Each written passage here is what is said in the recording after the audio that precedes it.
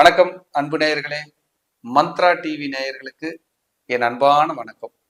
Mantra TV channel வாயிலாக உங்களை சந்திப்பதிலே மட்டற்ற மகிழ்ச்சி. இந்த சேனல்ல வர்ற ஒவ்வொரு நிகழ்ச்சிகளும் ரொம்ப பிரமாதமாகவும் அற்புதமாகவும் இருக்கும். நிச்சயமாக உங்களுக்கு ஜோதிட ரீதியாக ஏதோ ஒரு வகையில் அது வழிகாட்டியாக இருக்கும். தொடர்ந்து பாருங்க, ஆதரவு கொடுங்க, தொடர்ந்து சப்போர்ட் பண்ணுங்க. இன்னைக்கு பார்க்க இருக்கிற தலைப்பு 18 வருட ராகு திசை சொல்லப்படாத ரகசியங்கள் என்ன அப்படின்னு பார்க்க போறோம். ராகு பிரம்மாண்டத்தின் உச்சம். ஒருத்தர் பிரம்மாண்டமா திங்க் பண்றாரு, எதையுமே நான் பிரம்மாண்டமா தான் செய்வேன்னு நினைக்கிறாருன்னா ராகு தான் காரணம். பிராண்டடா செய்யறதுக்கு சூரியன்.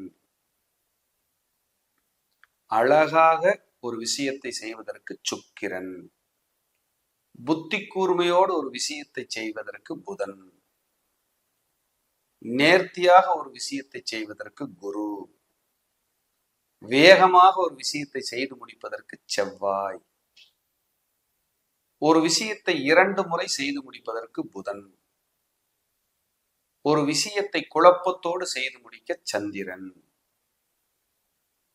ஒரு விஷயத்தை ஞானத்தோடு முன்கூட்டியே யூகித்து செய்வதற்கு கேது. ஒரு விஷயத்தை பிரம்மாண்டமாக செய்வதற்கு ராகு. பாருங்க, பிளானட்டை எப்படியெல்லாம் நமக்கு வேலை செய்யுது. ஒரு கிரகம் இருந்தா நம்ம இப்படிதான் இருப்போம். இது லக்னத்துல நான் சொன்ன கிரகம் இருந்தா நீங்க இப்படிதான் இருப்பீங்க. இத சூட்சுமம், இத விதி. அப்ப ராகு ஒரு ஜாதகத்தில் எங்க இருக்காரு, 18 வருட ராகு திசை என்ன செய்யும், இதைத்தான் பார்க்க போறோம். அப்ப ராகு திசை ஒரு பிரம்மாண்டமான திசையா இருக்கு. யாருக்கு வந்தாலும் கஷ்டம் வந்தாலும் பிரம்மாண்டமா தான் இருக்கும், யோகத்தை கொடுத்தாலும் பிரம்மாண்டமா தான் இருக்கும். அப்ப 18 வருட ராகு திசையில் ஒரு மனிதன் எப்படியெல்லாம் வாழ்வார்கள், எப்படி இருப்பார்கள்ங்கிறத தான் இன்னைக்கு நம்ம பார்க்க போறோம். பொதுவா ராகு கேதுக்கு முழுமையான பகைவர்கள்னா சூரியனும் சந்திரனும். ஆனா கடக ராகுவை யோக ராகுன்னு சொல்றாங்களே சார், என்ன சார் காரணம்? கடக ராகுவை ஏன் யோக ராகுன்னு சொல்றாங்கன்னா, ராகுனாலே பாம்பு, பாம்புனாலே ஆதிசேஷன், ஆதிசேஷன்னா ஆயில்யம். கடகத்துலதான் ஆயில்யம் இருக்கு. கடகராகு யோகராகு தான். ஆனா சந்திரன் பகைதான். ஆனா ஆயில்யம் இருக்கிறதுனால யோகமாக சொல்லப்படுகிறது. கடகத்துல ராகு இருந்தா அந்த ஜாதகர் எங்க எப்படியாவது பொழைச்சுக்குவாருங்க. அதுல மாற்றுக்கிறதுக்கு இடமே கிடையாது. எப்படியாவது பொழைச்சுக்குவாரு. அப்படின்னா ஒரு கணக்கு வந்து சூப்பரா இருக்கும். அடுத்தது ராகுவின் நட்சத்திரங்கள் என்று சொல்லக்கூடியது திருவாதிரை, சிவனுடைய நட்சத்திரம். ராகுவின் இன்னொரு நட்சத்திரம் சுவாதி. யாரோட நட்சத்திரம்? நரசிம்மர். இன்னொரு நட்சத்திரம் சதயம், ராஜராஜ சோழன். யாரெல்லாம் பெருமைக்குரியவர்களா இருக்கிறாங்க. இப்ப 4 கேள்விப்பட்டிருப்பீங்க இல்லையா? 4, அப்பர், சுந்தரர், மாணிக்கவாசகர், திருஞான சம்பந்தர். இப்படி 4 பேர் நம்ம சொல்லியிருப்பாங்க. சிவனுக்கு பிரதானமான 4 அப்படின்னு எல்லாம் நாயன்மார்கள் இருக்காங்க. 4 பிரதானம். இந்த 4 பேருமே 2 பேர் ராகு நட்சத்திரம், 2 பேர் கேது நட்சத்திரத்துல பர்த். எப்படி பாருங்க. அப்ப ராகு கேது தான் ஒரு மனிதனுக்கு இறைவனிடத்தில் அட்டாச்மெண்ட்டை கொடுக்குதுங்கிறதுல எந்த மாற்றுக்கிறதுக்கு இடமே இல்லை. ராகு இறைவனிடத்துல அட்டாச்மெண்ட் கொடுக்கறதுக்கு சூப்பரான கிரகம். கேது அதை விட பவர்ஃபுல். இது மறைமுக ரகசியம், இதுதான் சொல்லப்படாத ரகசியம். ஏன் அந்த வரியை போட்டிருக்கிற தம்ப்லைன்லனா அதுதான். அப்ப ராகு இருந்தால் ஞான மார்க்கமும் பிரம்மாண்டமாக சித்திக்கும். சிம்பிளா இல்லை. கேது இருந்ததுன்னா ஞானமே உலகம்னு வாழ்றது. யாருக்கெல்லாம் சனி கேது சேர்க்கை இருக்குதோ சன்னியாச வாழ்க்கை வாழணுங்கிறது பிரியம் ஜாஸ்தி ஆயிடும். யாருக்கெல்லாம் ராகு சனி குரு ராகு இவங்கெல்லாம் இறைவனை அதிகமா தேட ஆரம்பிப்பாங்க. செக் பண்ணிக்கங்க எங்க ஜாதகத்தை, தான் இருக்குமே கையில. நான் ஒன்னும் பேசணுங்கிறதுக்காக பேசல, இருக்கிறத ஆராய்ச்சி பண்ணுறத சொல்றேன். செக் பண்ணிக்கங்க. அப்ப இந்த 3 நட்சத்திரங்களும் ராகுவின் நட்சத்திரங்கள். ராகு எங்கெங்க இருந்தா நல்லது? மேஷம், ரிஷபம், கடகம், கன்னி, மகரம். இந்த வீடுகளில் ராகு இருந்தால் பலம். பொது கருத்து. உங்க லக்னப்படி 3, 6, 10, 11 ராகு இருந்தா யோகம். 10ல ஒரு பாவியாவது இருக்கணுங்கிறாங்க. ஏன் 10ஆம் இடத்துல ஒரு பாவியாவது இருக்கணுங்கிறாங்க? அது எப்படி சார்? அது தொழில் ஸ்தானம். பாவி இருந்தான்னா முடிச்சு கட்டிட மாட்டானா? அது என்ன பாவி இருக்கணும்? சுபர் இருந்தால் ஒரு தொழிலை செய்வதற்கு 1000 யோசனை யோசிச்சுட்டு இருப்பாங்க. இறங்கலாமா வேண்டாமா, போப்பா, ஐயோ எனக்கு பயமா இருக்குது. 10ல பாவி இருக்கிற ஆளுங்களை பாருங்க. சனி, செவ்வாய், சூரியன், ராகு, கேது வந்தா வருது, போனா போதும் குதிச்சிருவாங்க. அதுக்குதான் 10ல ஒரு பாவியாவது இருக்கணும். 10ஆம் இடத்த ஒரு பாவியாவது பார்க்கணும். அவங்கெல்லாம் போல்டா இறங்கி அடிப்பாங்க தொழில்ல. 10ல ஒரு கிரகம் இல்லை, 10ல ஒரு பாவியும் பார்க்கலன்னா இருக்கிறது போதும்டா சாமி, சரி சிவனேன்னு நான் போறேன், சிவனேன்னு நான் வரேங்கிற மாதிரி போயிட்டு இருப்பாங்க. இதுக்குதான் 10ல ஒரு பாவியாவது இருக்கணும். எவ்வளவு இதெல்லாம் தான் சொல்லப்படாத ரகசியங்கள். சும்மா தலைப்பு நம்ம போட முடியுமா? இதெல்லாம் நீங்க தெரிஞ்சுக்கிறதுக்காக நம்ம சொல்றோம்.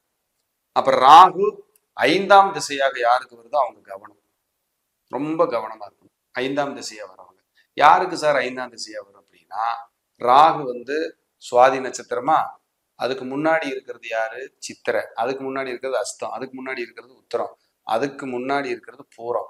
யாரெல்லாம் சுக்கிரனின் நட்சத்திரங்களான பூரம், பூராடம், பரணியில் பிறந்தாங்களோ இவங்களுக்கு 5ஆம் திசையா ராகு திசை வரும். சுக்கிரன், சூரியன், சந்திர, செவ்வாய், ராகு 5ஆம் திசையாக வரும். அப்போ இவர்கள் எல்லாம் ஜாக்கிரதையாக டிராவல் பண்ணும், கவனமா இருக்கும், நிதானமா போகும். இல்லைன்னா ஏதாவது ஒரு ரூபத்துல உங்களை டிஸ்டர்ப் பண்ணிக்கிட்டே இருக்கும். இப்ப பாருங்க, ஒரு பெண் ஜாதகம் இருக்கு, பரணி, பூரம், பூராடத்துல 4ஆம் பாதத்துல கடைசியா பிறந்துட்டாங்கன்னா ராகு திசை குயிக்கா வந்துடும். இவங்கெல்லாம் திருமண வாழ்க்கையில அந்த கேப்ல வரும். இவங்கெல்லாம் அந்த 5ஆம் திசையா வரும். அப்ப கவனமா இருக்கும், நிதானமா போகும். அப்படிங்கிறது ரொம்ப ரொம்ப முக்கியம். அதே போல சிம்ம ராகு இருக்குன்னா இவங்கெல்லாம் பாருங்க, வாழ்க்கையில முன்னேற்றத்துக்காக இன்னைக்கு காலையில வரைக்கும், இந்த நிகழ்ச்சி பார்க்குற வரைக்கும் போராடிட்டு தான் இருந்திருப்பீங்க. யாருக்கு சிம்ம ராகு இருந்தாலும் சரி, 79 வரவங்களுக்கு இருக்கும் சிம்ம ராகு. அப்படியே உங்களை உரின்னு உரிச்சுட்டு தான் ஒவ்வொரு 18 வருஷத்துக்கு ஒரு தடவை ராகு மாறும், அங்க வந்துருவார். அப்ப 78ல பிறந்தவங்களுக்கு அங்க ராகு இருக்கும். இதெல்லாம் யோசிச்சு பாருங்களேன், அந்த இடத்துல ராகு வந்துருவார். அப்ப இவங்கெல்லாம் ஜாக்கிரதையா டிராவல் பண்ணணும் அப்படின்னு ஒரு கணக்கு. செவ்வாயோட ராகு போடுறாரு, சனியோட ராகு போடுறாரு அப்படின்னா கவனமா இருக்கணும். இப்ப ராகு திசை யாருக்கெல்லாம் சார் நல்லா இருக்கும்னா, இங்கதான் அதிசூட்சமா உட்கார்ந்துருக்கு. எங்க வேணாலும் ராகு இருக்கலாங்கிறது கணக்கு இல்லை. ஏற்கனவே சொன்னது போல 3, 6, 10, 11 உபஜயஸ்தானம், குருவின் பார்வையில் ராகு, குரு கூட ராகு, ஏதோ ஓரளவுக்கு வண்டி ஓடிடும். குரு ராகு திசை நடக்குதுன்னா ராகு யாரோ ஒருத்தர் பார்க்கணும், பார்த்தா தான் அவர் கொஞ்சம் திருப்தியா நகர்த்துவார். பாவிகளே கூட பார்க்கட்டும், அப்படியே ஓடிட்டு இருக்கு வண்டி, இல்லைன்னா டிஸ்டர்ப் தான். ஏன்னா ராகுக்கு இண்டிவிஜுவலிட்டி. இப்ப பாம்பு தான் ராகுங்க, யாருமே பாம்பை பார்க்கல, அங்க யாருமே ஆள் இல்லைன்னா அந்த பாம்பு என்னென்ன பண்ணும், தனக்கு தெரிஞ்ச சேட்டைகளை பூரா அங்க பண்ணிட்டு இருக்கும். அப்படி ஏறும் இறங்கும், கோழி இருந்தா பிடிக்கும், முட்டை இருந்தா முழுங்கும், இதெல்லாம் பண்ணும்ல. அப்ப யாராவது பார்த்துட்டு இருந்தா தவறு செய்வது குறைவாகுங்கிறதுக்காக சொல்லப்படாத ரகசியங்கள்னு நீங்க எடுத்துக்கணும். அப்ப ஏதோ ஒரு கிரகம் ராகுவை பார்க்கணும், பார்த்தா தவறுகள் குறைக்கப்படும். இல்லைன்னா இந்த ராகு திசை சீக்கிரமே வர்றதுல யாருக்கு வந்துடும்னா, இளமையில கார்த்திகை, உத்திரம், உத்திராடம், ரோகிணி, அஸ்தம், திருவோணம், மிருகசீரிடம், சித்திரை, அவிட்டு, இவங்களுக்கெல்லாம் இளமையில் ராகு வரும். இவங்கெல்லாம் ஜாக்கிரதையா இருக்கணும், இல்லைன்னா குணக்கேடு வரும். கவனமா, ராகு பிரம்மாண்டத்துக்கானது. ஒட்டுமொத்த சுகங்கள் உலகத்துல என்ன இருக்கோ அதெல்லாம் ஒரு கை பார்த்துடலாம். போதை வஸ்துக்கள் எல்லாமே ராகு. ஒரு விஷயத்தில் மகிடிக்கு எப்படி பாம்பு மயங்குகிறதோ அது போல ஒரு விஷயத்திற்காக நாம் மயங்குகிறோம் என்றால் ராகுவே காரணம். அது போதை, பெண்கள், மோகம், போகம், உணவு, செல்போன், லேப்டாப், நவீன ரக இயந்திரங்களுக்கு பூரா ராகு தான் சார் காரணம். சார் இல்லாத எக்யூப்மெண்ட்ஸ் என்கிட்ட தான் சார் இருக்குன்னு நீங்க மாறுதட்டினீங்கன்னா நீங்க ராகு அடிக்கும். யாருகிட்டையுமே இல்லாத போன் ஒண்ணு நான் வச்சிருக்கேன்னா நீங்க ராகு அடிக்கும். வீடை இன்டீரியர் பண்ணி பக்காவை டெக்கரேட் பண்ணி யார் வீட்டுல இல்லாத மார்பிள் நான் போட்டிருக்கேன்னா நீங்க ராகுவோட அதிகம். எப்படி பாருங்க, ஒன்று மாறுகிறது, இயற்கைக்கு மாறாக செயற்கையை பொருத்தி ஒன்னு பில்டப் பண்றாங்கன்னா ராகு தான். செயற்கைத்தனம், test tube baby, plastic surgery, pacemaker, மூட்டு அறுவை சிகிச்சை, கல்லீரல் மாற்று அறுவை சிகிச்சை, கிட்னி டிரான்ஸ்பிளான்ட், இந்த மாத்தி பண்றது, வேற இன்னொரு செயற்கை கொண்டது, இன்னொருத்தரோட உறுப்பை பொறுத்தது, இதெல்லாமே ராகுவோட ஆதிக்கம் தான். இதெல்லாம் கிரகம் தான் இங்க உட்கார்ந்து இருக்குங்கிறதுக்கு இதெல்லாம் ஆதாரம். ராகு திசை பாருங்க எவ்வளவு ஒரு விஷயம். இதே ராகு ஒரு மனிதனை உச்சத்திற்கு அழைத்து சென்றவர்களையும் நம்ம பார்த்திருக்கிறோம். 10ஆம் இடத்துல ராகு இருக்கிறவங்க, அதை குரு பார்த்தவங்க, கூட சனி சேர்ந்தவங்க எல்லாம் இன்னைக்கு தொழில்ல உச்சபட்ச உயரத்தை அடைஞ்சிருக்காங்க. என்கிட்ட ஜாதகம் இருக்கு, அந்த நபர்களுக்கு நான் பார்த்திருக்கேன். அப்ப எவ்வளவு பெரிய ஒரு வேலை பாருங்க. இந்த ராகு திசை சாதாரண விஷயமே அல்ல. ராகு நிழல்னு சொல்றோம். அப்ப ராகு தோஷம் நீங்கணும்னா மரக்கன்று தானம் பண்ணுங்க. மரம் தான் நிழல் தரும். மரக்கன்று தானம் பண்ணுங்க. மரத்தடி விநாயகரை கும்பிடுங்கள். மரமே தெய்வமாக எங்க இருக்கிறதோ அங்கே சென்று வழிபடுங்கள். மரமே தெய்வம் சார். மரமே தெய்வம். உத்தரகோசமங்கையில இழந்த மரம் இருக்கு, 3000 வருடம் பழசு, சிவன் கோயில்ல. அதை தெய்வமா கும்பிடுறாங்க. மரமே தெய்வம். மரமே தெய்வம். அத்தி வரதர், அத்தி மரத்தால் செய்யப்பட்டது. மரமே தெய்வம். அதுவும் ராகுதான். அதுவும் ராகுதான். அப்ப பாருங்க எவ்வளவு பெருசு, எவ்வளவு பெரிய ஒரு விஷயத்த அங்க விதைச்சிருக்காரு. 30 வருடத்துக்கு ஒரு தடவை தான் அத்தி வரதர் வெளியே வராரு. 30 வருடத்துக்கு ஒரு தடவை தான் சனி ஒரு கட்டத்துல இருந்து இன்னொரு கட்டத்துக்கு மாறும். நீங்க சனி தோஷம் நீங்கணும், சனி பக்கத்திலே வரக்கூடாது, சனி பாதிப்பே எனக்கு இருக்கக்கூடாதுன்னா அத்தி வரதர் தான் கெட்டியா பிடிச்சுக்கலாம். 18ஆம் படி கருப்பு ராகு திசைக்கு, 18 வருட ராகு திசை, அங்க 18ஆம் படி கருப்பு, அவரை போய் பார்க்கலாம். சூப்பரா வேலை செய்யும். இப்படி எல்லாம் பரிகாரங்களும் வழிபாடுகளும் இருக்கு. உக்கிரமான தேவதை காளி, ருத்ரன், சரபேஸ்வரர், வாராகி, பிரித்யங்கரா, இப்படி உக்கிர தேவதை வழிபாடு. அதே மாதிரி காளி வழிபாடு. அதே போல வனதுர்கை வழிபாடு. வனங்களுக்குள்ள இருக்கிற காளி, துர்கை. சார் உங்க ஜாதகத்துல சனி ராகு சேர்ந்திருக்குன்னு வச்சுக்கோ. உதாரணத்துக்கு சனி வனம், ராகு காளி. வனத்துக்குள்ள எங்க காளி இருந்தாலும் போய் கும்பிடுங்க. நம்ம மேட்டுப்பாளையத்துல இருக்கு வன பத்ரகாளின்னு இருக்கு.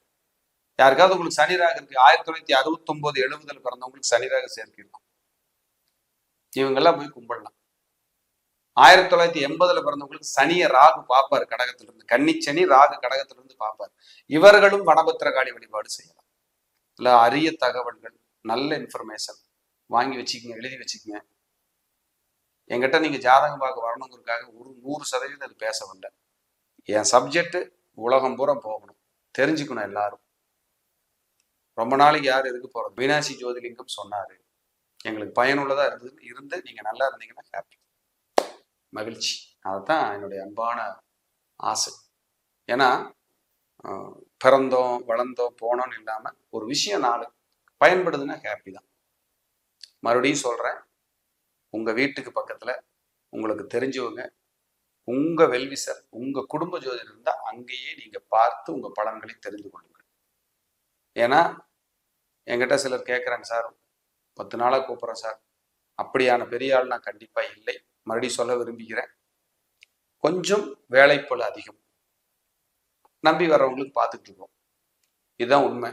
ஸோ அர்ஜென்ட்டு நான் பார்த்து தான் ஆகணும்னா கண்டிப்பா என்னை விட மிகுந்த திறமைசாலிகள் நிறைய இடத்துல ஜோதிடர்கள் 100% இருக்காங்க. உங்க வீட்டு பக்கத்திலே கூட இருக்கலாம், அங்கேயும் பாருங்க அப்படிங்கிறது என்னுடைய அன்பான வேண்டுகோள் உங்களுக்காக. என்ன காரணம்னா இன்னைக்கு நிறைய யூடியூப் ஓப்பன் பண்ணா பெரிய ஜோதிடம் சார்ந்த கருத்துக்களை நிறைய வந்துகிட்டு இருக்கு. கன்ஃபியூஸ் ஆகுது, சார் அதுவா இதுவா, ஒருத்தர் ராகு நல்லா இருக்குங்கிறார், ஒருத்தர் ராகு நல்லா இல்லைங்கிறார் அப்படிங்கிறாங்க. அது நமக்கு தெரியல, அது அவரோட கருத்து, இது என்னோட கருத்து. உங்க ஜாதகத்தை வச்சு பொருத்தி பாருங்க. நான் பேசுற விஷயத்த மேட்ச் ஆச்சுன்னா ஸோ நல்லது அப்படிங்கிறதா என்னோட கருத்து. என் குருமார்கள் என்ன அப்படிதான் ட்ரெயின் பண்ணியிருக்காங்க, அவங்களோட ஆசீர்வாதம் என்ன அப்படிதான் வழி நடத்திக்கிட்டு இருக்கு. ராகு பிரம்மாண்டத்துக்கானவர், ராகு திசை பிரம்மாண்டத்துக்கானது. யாருக்கெல்லாம் 4ல் ராகு இருக்கோ சிம்பிளா வீடு கட்ட விரும்ப மாட்டாங்க, சுக்கிரனோட ராகு இருந்தாலும் சிம்பிளா வீடு கட்ட விரும்ப மாட்டாங்க, பிரம்மாண்டமான சிந்தனையோட தான் இருப்பாங்க. அப்ப ராகுவே பிரம்மாண்டத்துக்கானவர். உங்க கட்டத்துல உங்க ஜாதகத்துல எங்க இருக்காருன்னு பார்த்துட்டு முடிவு பண்ணுங்க. மீண்டும் ஒரு நல்ல பதிவில் சந்திக்கிறேன். நன்றி, வணக்கம், வாழ்க வளமுடன். இந்த சேனல்ல வர்ற ஒவ்வொரு நிகழ்ச்சிகளும் ரொம்ப பிரமாதமாகவும் அற்புதமாகவும் இருக்கும். தொடர்ந்து பாருங்க, ஆதரவு கொடுங்க, தொடர்ந்து சப்போர்ட் பண்ணுங்க. நன்றி, வணக்கம்.